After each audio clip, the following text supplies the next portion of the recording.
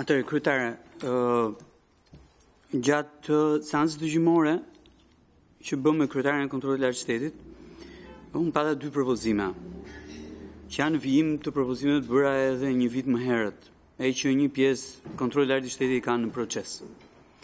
Që do të thotë, propozimi i parë që bëra ishte për auditimin e kontratave koncesionare që janë në fund të afatit të tyre. Formulimi që është në rezolut, unë mendoj që është i paplot, për disa arsye. E para mbi gjitha lidhet me qëllimin. Cili është qëllimi? Qëllimi është të ndihmojmë autoritetet vendimarrëse, konkretisht ministrit dhe qeverinë, sa kohë kontratat koncesionare dhe partneritetit publik-privat nuk janë bërë me ligj të kuvendit, pra bën me vendime të Këshillit të Ministrave, duke pasur një opinion të kualifikuar për mënyrën se si është operuar në harkun e 10 viteve të secilës prej atyre kontratave dhe përfitimeve që kemi marrë ne nga ky partneritet publik-privat. Qëllimi ka qenë përmirësimi i shërbimit, ulja e kostove e kështu me radhë. Pikërisht për këtë arsye kam propozuar një formulim komplet tjetër. Planifikohet kryerja e auditimeve të kontratave koncesionare, veçanërisht atyre që ndodhen në fazën e përfundimit të afatit të zbatimit, duke përfshirë në mënyrë të posaçme kontratat koncesionare në sektorin e shëndetësisë.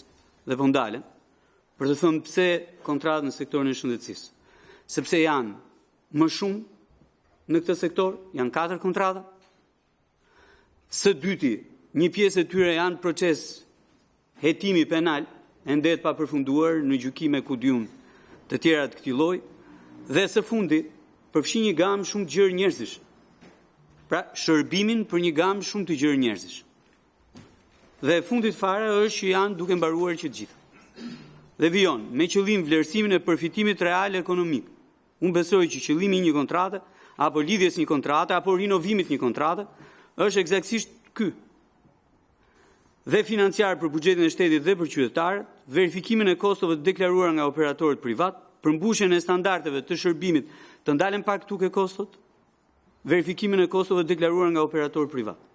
Sepse ndalem këtu sepse në referencë të disa raporteve të kontrollit lartë shtetit, për këto kontrata rezulton të paktën për njërën që është ajo që nuk përmendet fare gjithkohës, e që nuk është në hetim, të paktën për njërën ka diferenca midis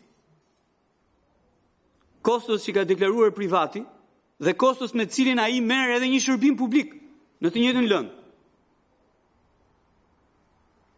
Përmbushjen e standardeve të shërbimit dhe respektimin e detyrimeve fiskale kontraktore. Me synim dhënien e kontributit nevojshëm për organet përgjegjëse në arritjen e një vendimarrje në lidhje me rinovimin, rishikimin ose ndërprerjen e kontratave me përfundim të tyre. Dhe unë mendoj që auditimi nëse bëhet për këtë qëllim bëhet, se po auditojmë një periudhë nga dita e fillimit të kontratës deri në fund të saj, për të ndihmuar autoritetet që të marrin vendim të drejtë. Dhe unë mendoj që këtë nuk mund ta bëjë autoriteti kontraktor. Pra auditimin nuk mund ta bëjë autoriteti kontraktor. Edhe për një arsye tjetër, që është shumë e rëndësishme, që po të lexosh raportin e kontrollit lartë shtetit për buxhetin faktik, këtu thuhet shumë qartë. Sistemi i kontrollit të brendshëm financiar dhe auditimi i brendshëm vijojnë të kenë mbulim të pjesshëm. Kapacitetet të kufizuara dhe nivel të ulët të zbatimit të rekomandimeve të auditimit. Thënë me fjalë të tjera ose shqip, titullarët e institucioneve ase përfillin fare auditimin e brendshëm. Dhe nisur eksaktësisht nga kjo, po duhet që audituesi suprem i jashtëm i Qeverisë Republikës Shqipërisë të merret me këtë gjë. Dhe e dyta që është po kaq e rëndësishme, ngrita shqetësimin e një gjobe vendosur ndaj kompanisë Bankës Petroleum për vëmendarinë e saj në periudhën 2014-2017. Dhe që ka të bëjë drejtpërdrejt me shmangjen nga detyrimet fiskale në këtë periudhë dhe veçanërisht nga akciza.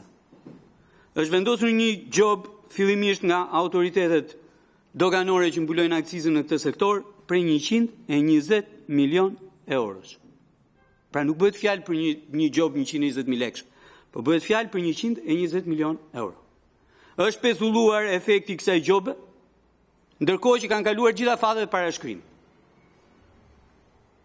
Dhe bërjes efektive të kësaj gjobe. Pikërisht për këtë arsye, kërkoj që kontrolli i lartë i shtetit të sqarojë situatën ligjore të gjobës vendosur shoqërisë Bankers Petrolin për aktivitetin ekonomik në shkeljet ligjit për akcizat në Republikën e Shqipërisë për vitet 2014-2017, pezulluar me urdhër ministrin në vitin 2019 dhe riaktivizuar në tetor të këtij viti nga Drejtoria e Përgjithshme e Doganave. Pra, është shumë e thjeshtë të analizohet situata ligjore e kësaj gjobe, po e përsëris, nuk bëhet fjalë për 5 lekë, po bëhet fjalë për 120 milionë euro, shmangje fiskale të gjykuar nga autoritetet shqiptare në veprimtarinë e kompanisë Bankers Petrol. Dhe është shumë e rëndësishme që ne të jemi të qartë për situatën e lishmërisë se këtyre akteve që kanë nxjerrë qoftë doganat, qoftë edhe ministrat respektiv periudhës së kësaj rrame.